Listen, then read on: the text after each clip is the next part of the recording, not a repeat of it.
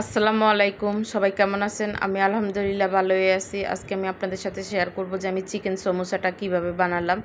তো এই যে সমোসাগুলি আমি নিতেছি, অনেক মুসমুসা হয়েছে সমোসাগুলি। তো আমি একটি বাটির মধ্যে প্রথমে আমি চিনি দিয়ে নিব, 1 চামচ চিনি। তারপরে আমি লবণ দিয়ে নিব, লবণ দিয়ে তারপর আমি ময়দা দিয়ে দিব। এটা আমি ময়দা দিয়ে বানাইছি, ময়দা দিয়ে দিব। তারপর আমি এটার মধ্যে কালো জিরা 1 চামচ আর 1 চামচ তিল দিই, সাদা তিল দিয়ে দিব। এই যে তেলটা দিয়ে দিছি আমি, তেলটা দিয়ে তারপরে আমি এটা এই যে কালো জিরা দিয়ে দিলাম, সাদা তিলও দিছি 1 চামচ। তো এবার আমি পানি দিয়ে এই যে সাদা তিলটা দিয়ে দিলাম। এবার আমি পানি দিয়ে, ঠান্ডা পানি দিয়ে এটাকে ভালোভাবে মাখিয়ে নিব। আস্তে আস্তে আস্তে আস্তে পানি দিয়ে দিয়ে একটা ডো তৈরি করে নিব। এই যে ভালোভাবে এটা হাত দিয়ে মাখিয়ে তারপরে এটা একটা ডো বানিয়ে নিব। এই যে হয়ে গেছে ডোটা। তারপর আমি উপর দিয়ে তেল মাখিয়ে দিব, মাখিয়ে এটারে 2 ঘন্টা 3 ঘন্টার মতো রেস্টে রেখে দিছি আর কি। তো এবার আমি ওই যে ভিতরের পুরটা তৈরি করার জন্য আমি পেঁয়াজটা ভেজে নিছি। তারপর মুরগির মাংসটা দিয়ে দিব। এই যে মুরগির মাংসটা দিয়ে দিছি। মুরগির মাংসটা দিয়ে তারপর আমি এখানে লবণ দিয়ে দিলাম, জিরার গুঁড়া দিলাম, মরিচের গুঁড়া দিলাম, দিয়ে তারপর আমি এটাকে ভালোভাবে নেড়ে চেড়ে তারপর আদা রসুন পেঁয়াজ পেস্ট দিয়ে দিলাম একটু। তারপর আবারও ভালোভাবে নেড়ে চেড়ে নিব। তারপর আমি এটাতে গরম মশলার গুঁড়া, গোলমরিচের গুঁড়া দিয়ে দিছি। তারপর এটাতে আমি একটু সয়া সস দিব যেন খেতে একটু ভালো লাগে।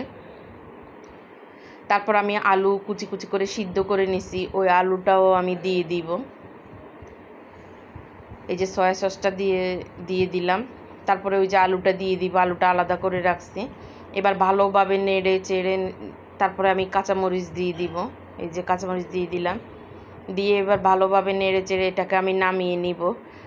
আর ওইদিকে আমি এই যে হয়ে গেছে চিকেনটা, আর ওইদিকে আমি ওই ডোটারে একটা রুটি বানায় নিব, বড় একটা রুটি বানায় নিব। এই যে বড় একটা রুটি বানাই ফেলছি আমি রুটি। এবার রুটিটাকে আমি 8 ভাগ করব, প্রথমে 2 ভাগ করব, তারপরে 4 ভাগ, তারপরে এটা 8 ভাগ হয়ে যাবে। প্রথমে যে সোজা করে কেটে নিছি, তারপরে একটু এই সাইড থেকে কাটছি, তারপরে এরপরে তেসরা করে ওই সাইড থেকে এভাবে 8টা হয়ে যাবে। এই যে তারপরে ওই সাইডটাও কাটছি। এই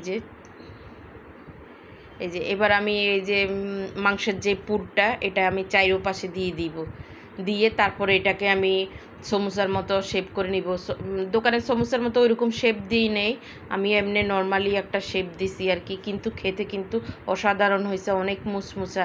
ওই যে ভিডিওর প্রথমে একটু খেয়াল করবেন, দেখবেন ওই সমোসাটা যে আমি ভাঙতেছি খুবই মুসমুসা ছিল।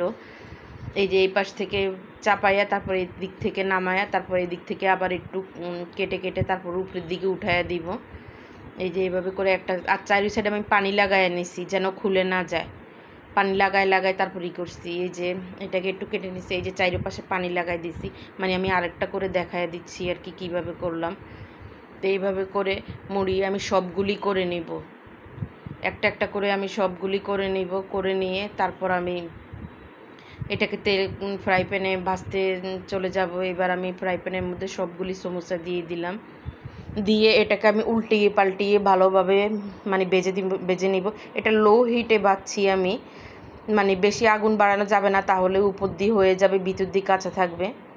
আমার ভিডিওটা কেমন লাগলো কমেন্টের মাধ্যমে জানাবেন। আমার ফেসবুক পেজে লাইক কমেন্ট শেয়ার করবেন। আমার ইউটিউব চ্যানেলটা সাবস্ক্রাইব করে দিবেন। আমার ইউটিউব চ্যানেলের নাম শাহানার রান্নাঘর। এই যে তারপরে আমি এই যে সবগুলি সমোসা উল্টিয়ে পাল্টিয়ে ভালোভাবে ভেজে নিচ্ছি। এটা খেতে কিন্তু অনেক অসাধারণ হয়েছে। বাসা খাবার আসলে যেরকমই হোক ওটা অনেক স্বাস্থ্যসম্মত। এই যে উল্টিয়ে পাল্টিয়ে ভেজে নিয়ে তারপর এটাকে আমি নামিয়ে নিব। এই যে সমোসাগুলি হয়ে গেছে, এবার আমি এটা একটা প্লেটের মধ্যে নামিয়ে নিব। তো সবাই ভালো থাকবেন, সুস্থ থাকবেন, আমার জন্য দোয়া করবেন। আপনাদের জন্য শুভকামনা রইল।